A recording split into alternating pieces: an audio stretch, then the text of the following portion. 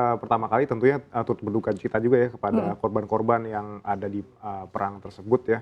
Jadi memang ini bukan hal yang baru lagi ya. Kita sudah sering mungkin lihat di media massa serangan Israel di wilayah Gaza dan lain sebagainya, dan serangan balasan begitu yang mana menewaskan sampai ribuan orang Iya. gitu ya.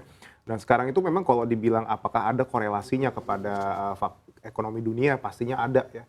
Jadi kan waktu kemarin kalau kita lihat dari hari Senin ya, kemarin dari serangan itu kan sempat melonjak ya harga minyak ya, Iya. WTI dan Brent pada saat itu. Dan memang kalau kita lihat itu juga disambut baik juga di saham-saham di sektor migas ya pada saat itu juga. Ada beberapa saham yang kalau kita perhatikan ya kayak Elsa, MLDC gitu ya, yang memang bergerak di sektor migas itu memang dia bullish pada saat itu. Cuman memang kalau kita lihat ini berbeda dengan yang namanya dengan perang Ukraina Rusia ya. Kalau kita bisa flashback lagi, Ukraina dan Rusia itu kan merupakan negara pemasok komoditas terbesar gitu. Rusia yang memang dia pemasok energi, dan Ukraina juga kan bahan-bahan pangan juga di sana. Sementara kalau misal kita lihat Israel dan Palestina ini sendiri, dua pihak ini kan bukan negara yang memang produsen ini ya energi ya, cuman memang backersnya mereka gitu. Kita lihat Israel di backup sama Amerika Serikat gitu ya, produsen minyak terbesar. Sementara Palestina itu juga ada backingan Rusianya di situ. Rusia juga membacking Palestina itu sendiri gitu, dan ada juga Iran dan Iran dan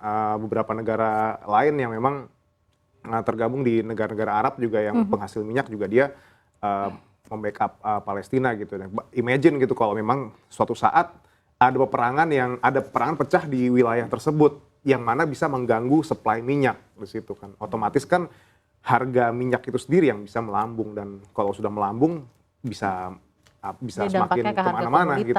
Ya, tentunya lagi ke dampak komoditas ya. Baik. Ya. Ini kan kalau misalnya kita lihat kan tadi yang seperti Mas Aulia katakan, ini ada yang di backup oleh Barat begitu ya, atau Amerika Serikat. Ini kalau misalkan kita lihat mungkin nggak sih ini akan berkepanjangan itu? Ini akan seperti apa eskalasinya atau gambarannya seperti apa? Oke, jadi memang kemarin ya itu sudah ada semacam statement dari pihak-pihak milisi ya yang ada di Irak gitu, bahwa mereka bilang kalau memang Amerika Serikat sudah benar-benar ikut campur di sana gitu, semua target yang yang berasal dari Amerika Serikat tuh akan kita anggap sebagai legal, target yang bakal diserang. Jadi memang ancaman-ancaman itu sudah ada gitu ya. Dan tidak dipungkiri kalau memang hal ini benar-benar terjadi, ya akan terjadi masalah terutama di jalur distribusi migas yang mana bisa menyebabkan melambungnya harga minyak itu sendiri. Dan memang di satu sisi mungkin produsen migas bisa diuntungkan, tapi di sisi lain kan itu juga berpengaruh kepada harga-harga lain, US dollar naik gitu kan, itu juga jadi masalah tentunya kan. Ditambah lagi kemarin inflasi di 3,7% ya. Iya, Amerika Serikat, dan itu inflasinya sama seperti di bulan lalu, artinya kan ibaratnya masih panas gitu ya. Dan walaupun memang sekarang Federal Rate itu mungkin nggak akan melihat ke masalah inflasi, cuman mereka cukup pay attention juga ke yang namanya komoditas gitu, terutama minyak itu sendiri. Nah, worst case scenario-nya apa sih kira-kira yang bakal terjadi dengan harga energi yang ekspektasinya bakal melambung karena eskalasi perang gitu ya? Di satu sisi juga berarti kalau misalnya harga energi naik, berarti kan harga bahan baku naik, ya kan? At the same time inflasi akan naik. Ya, suku bunga berarti nggak bisa diturunin. Ya minimal ditahan lah. Itu indeks dolar berarti akan tetap tinggi. Rupiah makin terpukul. Jadi gimana sih kira-kira channel contagionnya itu sampai kira-kira bisa jadi worst case scenario? Apa sih yang kira-kira bisa diekspektasikan? Jadi sebetulnya begini, ketika memang terjadi kenaikan harga minyak ya, kemungkinan itu bisa direspon juga dengan naiknya US dollar gitu, penguatan mata uang US dollar di samping itu. Nah, kalau memang terjadi inflasi pada saat itu sudah agak susah gitu untuk suku bunga The Fed tuh bakal turun gitu. Jadi mungkin naik enggak, cuman mungkin dia di keep di level sekarang 5,5, dan itu kan berarti kan era suku bunga tinggi yang bakal berlangsung cukup lama di situ ya. Nah, otomatis di sana juga akan ada kecenderungan investor mungkin akan lari ke pasar uang di situ, dan itu bisa jadi katalis buruk juga mungkin ke treasury. Mungkin kalau ketika sekarang juga kita lihat yield treasury sempat all time high juga kan ya, sekarang kok nggak salah di 4,7 ya, Iya, iya. sekarang itu ya, Udah mau 5% ya, lah. tandanya ketika yield naik kan imbal hasilnya turun di saat itu juga. Nah, lalu bagaimana juga, dan itu juga ada korelasinya juga mungkin kepada emas gitu. Mungkin emas sekarang kita pandang sebagai safe haven, cuman biasanya kenaikan penguatan US dollar bisa membuat kenaikan harga emas itu jadi agak sedikit tertahan gitu di situ ya.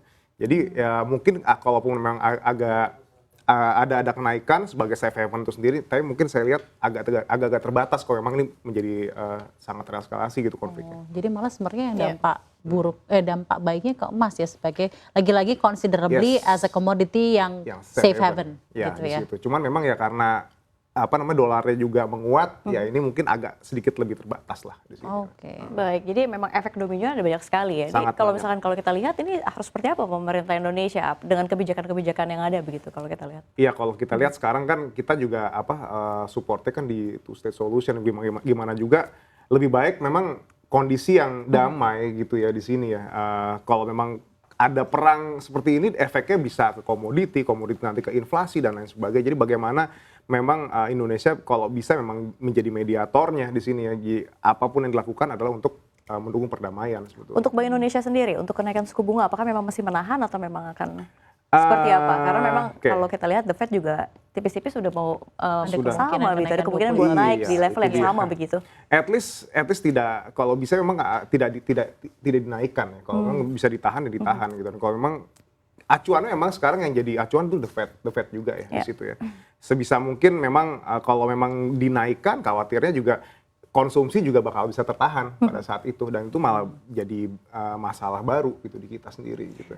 Baik, makin Jadi menarik memang pembahasan ada kita. polemik dan dilema ya, apalagi seperti yang kita ketahui sebenarnya sebelum pun ada eskalasi perang ini juga sudah begitu banyak kalut dan awan gelap ya dalam makroekonomi global, ditambah lagi dengan ada ini yang akhirnya tereskalasi satu Ditambah ini lagi, semakin banyak lagi Belum lagi juga uncertainties yang ada proyeksi di IMF juga makroekonomi kan global. agak ada perlambatan ya di tahun ini Iya, juga betul ditambah sekali. dengan yang ini. Baik,